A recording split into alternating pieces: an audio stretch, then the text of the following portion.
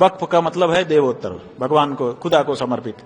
खुदा तो सीधे आके जमीन पे रहता नहीं है, वो जमीन पे रहने वाला चीज भी नहीं है। वो खुद ही कहते हैं कि काबा के ऊपर 7वें आसमान पे रहता है। मुसलमान एक तरफ सौगातें मोदी ले रहे हैं, तो जब सौगातें मोदी हाथ फैला करके आप ले रहे हो, सेवैयां बना के खा रहे हो, तो ये भी तो सौगातें मोदी ही है। लॉ एंड ऑर्डर की दृष्टि में हिंदू मुस्लिम नहीं होता है, लॉ एंड ऑर्डर की दृष्टि में दंगाई और निर्दोष होता है। देखिए, वक्फ जो है वो राजनीति की ही देन है। किसी समय राजनीतिज्ञों ने ही उसको मान्यता दे दी थी। विशेष करके जब भारत पाकिस्तान में अदला बदली हो रही थी, तो जो मुस्लिम यहां से जा रहे थे वो चालाकी कर रहे थे। क्या चालाकी कर रहे थे कि हम चले जाएं और हमारी जमीन हमारी ही रह जाए, तो हम वक्फ कर दे रहे हैं। तो बताइए, तो आप जा रहे हैं तो वहां जाके हिंदुओं की प्रॉपर्टी पे आप काबिज होंगे, तो आप यहाँ तो अपनी छोड़ के हिंदुओं के लिए जाइए। तो ये हिंदुओं के लिए छोड़ी जो जगहें थी उनको वो वक्फ कर गए, और वक्फ कर करके उस पर बोर्ड के माने मुसलमान ही काबिज हो गए।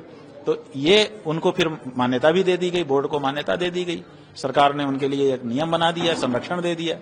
तो ये राजनीतिक संरक्षण के कारण वक्फ बोर्ड के बाद इतनी संपत्ति आ गई, जबकि उस पर अधिकांश पर हिंदुओं का दावा था, क्योंकि जो पाकिस्तान की ओर से हिंदू आए थे उनको उस जगह को आवंटित किया जाना चाहिए था। अब हो गया।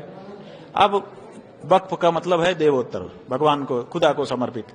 खुदा तो सीधे आके जमीन पे रहता नहीं है, वो जमीन पे रहने वाला चीज भी नहीं है। वो खुद ही कहते हैं कि काबा के ऊपर 7वें आसमान पे रहता है। तो वो तो वक्फ कर दिया आपने, उसको समर्पित कर दिया, वो तो कभी आके रहेगा नहीं। वो क्या करेगा, अपने बंदों को कहेगा कि आप यूज करो, माने मुस्लिम समाज के हक में उसका उपयोग होना चाहिए। अब वक्फ बोर्ड से ऑडिट किसी ने कभी नहीं मांगा कि तुम्हारे पास कितनी कुल जमीन है, उसमें से कितना तुमने उत्पादन किया, कितना मुसलमानों के लिए उसको लगाया। कभी किसी ने 78 साल में कोई ऑडिट ऐसा नहीं हुआ। आपने सचमुच उसका उपयोग किया कि नहीं?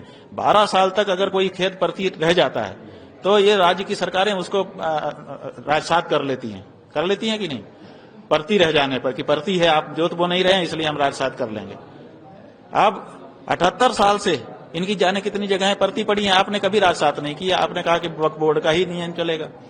अब आप राजनीतिक दृष्टि से संरक्षण देते रहे, अब राजनीति बदल गई, अब राजनीतिक दृष्टि से उसमें संशोधन करना चाह रहे हैं। संरक्षण भी राजनीतिक लोगों ने किया, संशोधन भी राजनीतिक लोग कर रहे हैं। मुसलमान ही इसमें कहीं ना कहीं कारण है। अब मुसलमान एक तरफ सौगातें मोदी ले रहे हैं, तो जब सौगातें मोदी हाथ फैला करके आप ले रहे हो, सेवैयां बना के खा रहे हो, तो ये भी तो सौगातें मोदी ही है। इसको इनकार क्यों कर रहे हो, थू क्यों कर रहे हो?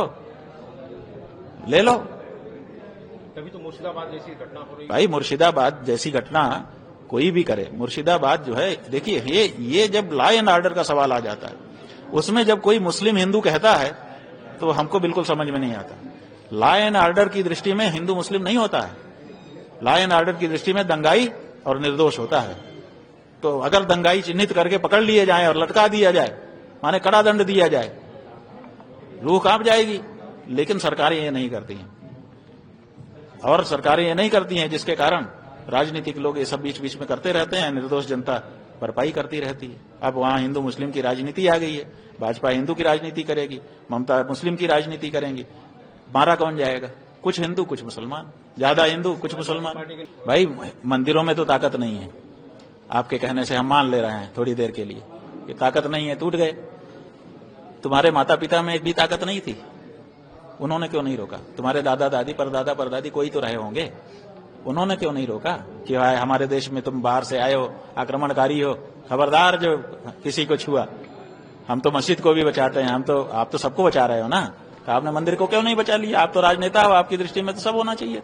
अगर आप ये वीडियो YouTube पर देख रहे हैं तो हमारे चैनल को सब्सक्राइब करें और बेल आइकन को दबाना ना भूलें। अगर आप Facebook पर ये वीडियो देख रहे हैं तो हमारे पेज को लाइक करें।